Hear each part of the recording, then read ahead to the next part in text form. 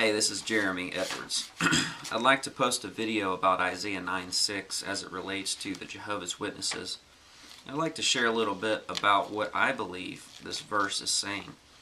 Isaiah 9:6, I'll read it to you. It says this, "For unto us a child is born, unto us a son is given, and the government shall be upon his shoulder, and his name shall be called Wonderful, Counselor, the Mighty God, the Everlasting Father, the Prince of Peace."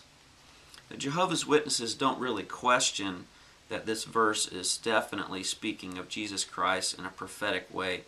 It's talking about Jesus being born as a human being, calling him many names like the Mighty God, Everlasting Father, Prince of Peace, etc.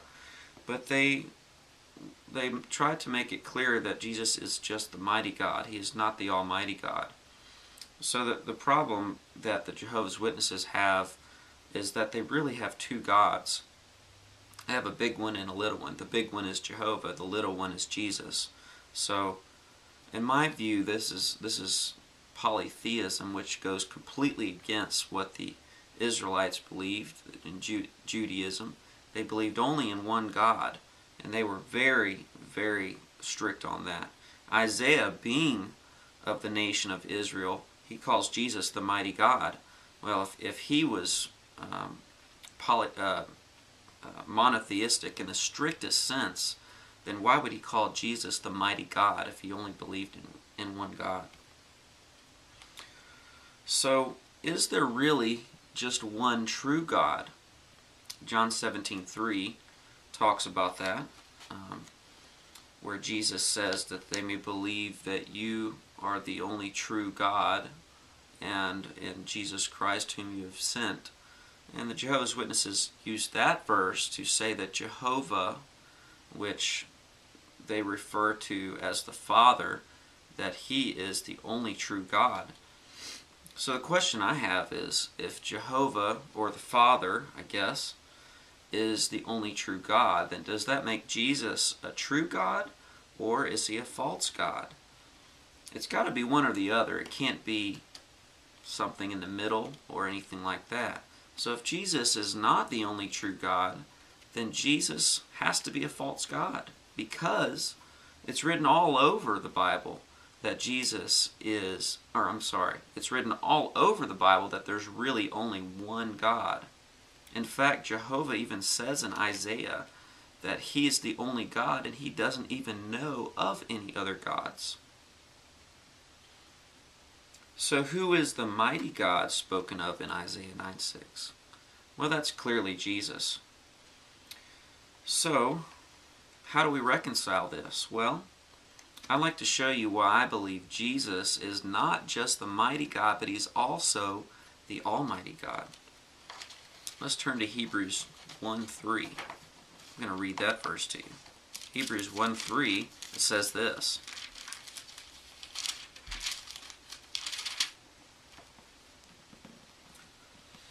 "Who, being the brightness of his glory in the express image of his person, and upholding all things by the word of his power." Speaking of Jesus, Jesus upholds all things by the word of his power. Can you think of anything that's more mighty than that? Jesus upholds all things. Well, what belongs in the category of all things? I think that's everything. And it's all upheld by the word of his power. It's by his power. Matthew 28:18.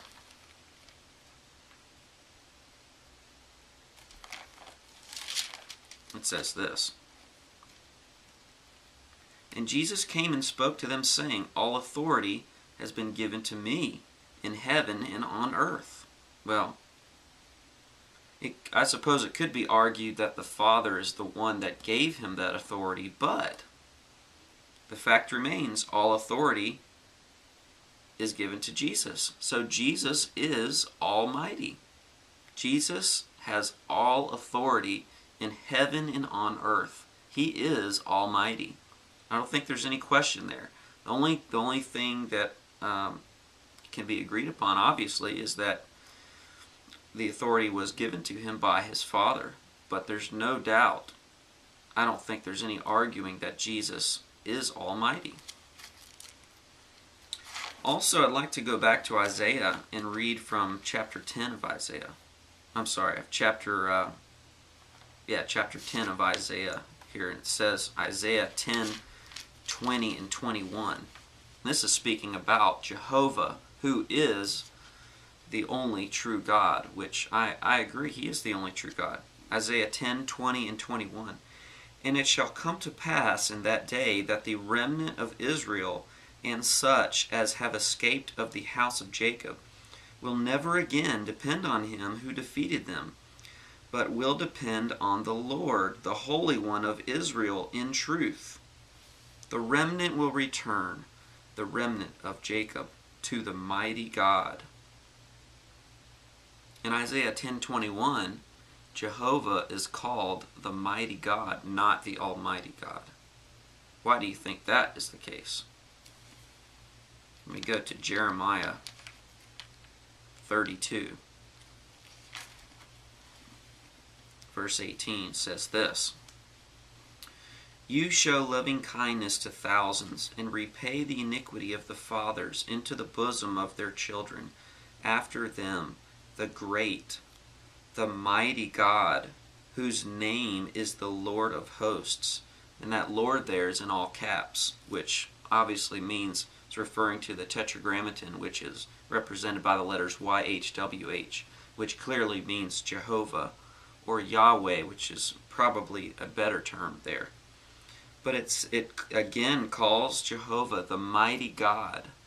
Well, we have two separate places where Jehovah is called the mighty God, and we have one place where Jesus is called the mighty God. And there's only one God. So I think that Jesus is Jehovah.